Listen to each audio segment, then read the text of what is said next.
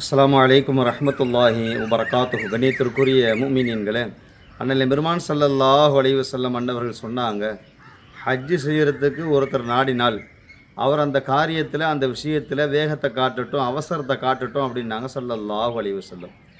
ஏன் அப்படி சொன்னாங்க? பொதுவாக பாருங்களேன், ஹஜ்ஜு யாருக்கு கடமை? ஒருத்தருக்கு அல்லாஹ் பொருளாதாரத்தை கொடுத்துருக்குறான், அதோடு சேர்த்து உடல் ஆரோக்கியத்தையும் கொடுத்துருக்குறான் அப்படின்னா இவர் மீது ஹஜ்ஜு கடமை. இப்போ அதற்கான நேர சூழல் வந்துருச்சு, அதற்கான ஏற்பாடு செய்கிறார் அப்படின்னா அவர் அதில் ஆர்வம் காட்டணும். அப்படி ஆர்வம் காட்டலை அப்படின்னு சொன்னால் ஸல்லல்லாஹு அலைஹி சொல்கிறாங்க, 3 விஷயம் குறுக்கால வந்துடும். முதலாவது நோய் ஏற்பட்டுரும், 2வது வாகனத்தில் ஏதாவது தடைகள் ஏற்பட்டுடலாம், 3வது வேறு ஏதாவது தேவைகள் அவருக்கு வந்துடும். தேவை வந்துட்டு என்ன பண்ணுவோம்?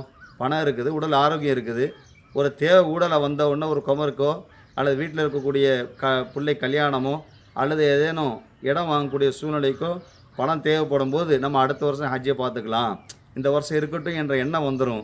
அதனால் பணமும் உடல் ஆரோக்கியம் கிடைக்கும் போது நீங்கள் என்ன செஞ்சுருங்க, அதில் அவசரம் காட்டி ஹஜ்ஜை செஞ்சுருங்க அப்படிங்கிறாங்க ஸல்லல்லாஹு அலைஹி வஸல்லம். அதனால் பெருமக்களே, யார் யாருக்கு அல்லாஹ் சொத்தை கொடுத்தானோ, யார் யாருக்கு அல்லாஹ் அதோடு சேர்த்து ஆரோக்கியத்தை கொடுத்தானோ அவர்களெல்லாம் ஹஜ்ஜு செய்வதற்கு ஆசைப்பட வேண்டும், ஆர்வம் காட்ட வேண்டும், அவசரம் காட்ட வேண்டும். அதற்கு நாம் ஒரு ஊண்டுதலாக இருந்து அவர்களுக்கு இந்த செய்தியை நாம் எடுத்து சொல்வோம். அல்லாஹ் ரப்பல் ஆலமீன் நமக்கும் பொருளாதாரத்தை தந்து ஆரோக்கியத்தை கொடுத்து ஹஜ்ஜை சிறப்பான முறையில் செய்யக்கூடிய நன்னசிவுடைய மக்களாக அல்லாஹ் நாம் அத்தனை பேரிலும் ஆக்கி தருவானாக. ஆமீன் யா ரப்பல் ஆலமீன்.